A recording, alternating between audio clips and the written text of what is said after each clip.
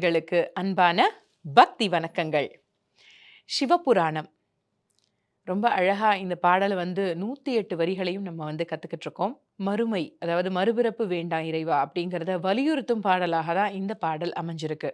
இன்றைக்கு நம்ம 15ஆம் வரியிலிருந்து 21ஆம் வரி வரைக்கும் நம்ம கத்துக்க போறோம். முதல்ல பாடலுக்குள்ள போயிடலாம். அதன் பிறகு அதனுடைய சிறப்பு என்ன, அர்த்தம் என்ன அப்படிங்கிறத நம்ம தெரிஞ்சுக்கலாம்.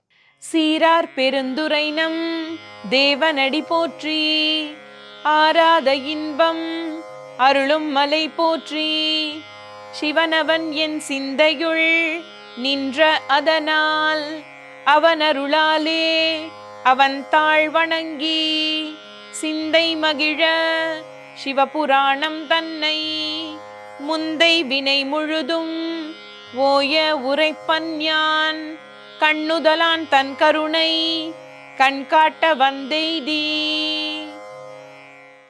இந்த பாடல் 15ஆம் வரியிலிருந்து 21ஆம் வரி வரைக்கும் இப்ப நம்ம பார்த்திருக்கோம். இதனுடைய அர்த்தம், இதனுடைய தாத்பரியம் என்ன அப்படிங்கிறத இப்ப தெரிஞ்சுக்கலாம். சீரார் பெருந்துரைனம் தேவனடி போற்றி. திருப்பெருந்துறையில இருக்கக்கூடிய அருள் பாலிக்கக்கூடிய சிவபெருமானே, உனக்கு என்னுடைய நமஸ்காரங்கள். ஆராத இன்பம் அருளும் மலை போற்றி. அடங்காத இன்பங்களை தரக்கூடிய வல்லமை படைத்த இறைவா, உனக்கு என்னுடைய நமஸ்காரங்கள். சிவனவன் என் சிந்தையுள் நின்ற அதனால், சிவபெருமான் என்னுடைய எண்ணங்கள், என்னுடைய நினைவுகள் எல்லாத்திலையும் அவர் இருக்கிறாரு அப்படிங்கிறத இங்கே குறிப்பிடுறாங்க. அவன் அருளாலே அவன் தாழ் வணங்கி, அவனுடைய அருளை பெற வேண்டி அவனுடைய பாதங்களை நான் நமஸ்கரிக்கிறேன். சிந்தை மகிழ சிவபுராணம் தன்னை, என்னுடைய எண்ணங்களும் என்னுடைய உள்ளமும் மகிழும்படியாக இந்த சிவபுராணத்தை முந்தை வினை முழுதும் ஓய உரைப்பன்யான், என்னுடைய முற்செய்த வினைகள் அனைத்தும் நீங்கும்படியாக இந்த சிவபுராணத்தை சொல்ல நான் மிகவும் சந்தோஷப்படுகிறேன் இறைவா அப்படின்னு சொல்லிட்டு இந்த வரிகள் அமைஞ்சிருக்கு. கண்ணுதலான் தன் கருணை கண்காட்ட வந்தெய்தி. நெற்றியில் ஒரு கண் வைத்திருக்கக்கூடிய சிவபெருமானே, உன்னுடைய பார்வையின் பலனாக நான் இங்கு நிற்கிறேன். இந்த 7 வரிகள் எதை அதிகமா குறிப்பிடுறது அப்படின்னா, என்னுடைய பாவங்கள் நீங்கணும் அப்படிங்கிறத குறிப்பிடுற விதமா அமைஞ்சிருக்கு.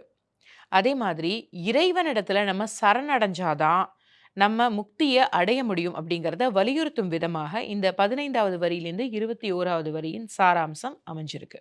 ஆக சிவபுராணம் கத்துக்கும் போது உலகம், நம்ம இந்த ஆசைகள், இப்படி பல விஷயங்களை துறந்துட்டு அடுத்து என்ன நம்மளுக்காக வாழறதுங்கிறத தாண்டி இறைவனிடத்துல நம்மளை அர்ப்பணிச்சு வாழணும் அப்படிங்கிறத நம்ம உணர ஆரம்பிப்போம் பாட பாட. இன்னும் சொல்ல போனா ஒருவருடைய இறப்புல ஏற்படக்கூடிய அந்த பாடம் நிறைய பேரை மாற்றும். அப்படி அந்த இறப்புல பாடப்படக்கூடிய இந்த சிவபுராணம் கண்டிப்பா பாடணுங்க. அங்க குறிப்பிட்டு சொல்ற விஷயங்கள் என்னன்னா, ஒருவர் இந்த உலக வாழ்க்கையை நீக்குறாங்க, இறந்துறதுன்னா இந்த உலக வாழ்க்கையை நீக்குறாங்க, அடுத்த உலகத்துக்கு போயிடுறாங்க, அவங்க ஆன்மாவா இருப்பாங்க. ஆக இந்த சிவபுராணத்தை பாடணும் அப்படின்னா போற வழிக்கு அவங்களுக்கும் புண்ணியம், அவங்கள அனுப்பி வைக்கிற வழிக்கு நம்மளுக்கும் புண்ணியம். ஆக அவங்களுடைய பாவங்கள் தீர்ந்து அவங்க நற்கதி அடையணும் அப்படின்னு நம்மளும் வேண்டிக்கிறோம். இப்படி ஒருத்தவங்களுக்கு நல்லது வேண்டிக்கிறதுனால நம்ம போற வழிக்கு நமக்கும் நற்கதி கிடைக்கும். இதுதான் இதனுடைய தாத்பரியம். அடுத்த 7 வரிகள்ல இன்னும் சிறப்பா இதனுடைய அர்த்தம் எல்லாம் தெரிஞ்சுக்கலாம் அடுத்த எபிசோட்ல நீங்க சிவபுராணத்தை பத்தி தெரிஞ்சுக்கணும், அதனுடைய அடுத்த வரிகளுடைய அர்த்தத்தை தெரிஞ்சுக்கணும்னா திருவருள் டிவி சேனலை சப்ஸ்கிரைப் பண்ணுங்க. இந்த வீடியோவை லைக் பண்ணுங்க, உங்களுடைய கமெண்ட்ஸை கொடுங்க, பெல் பட்டனை கிளிக் பண்ணுங்க. நாளை சந்திக்கலாமா? நன்றி.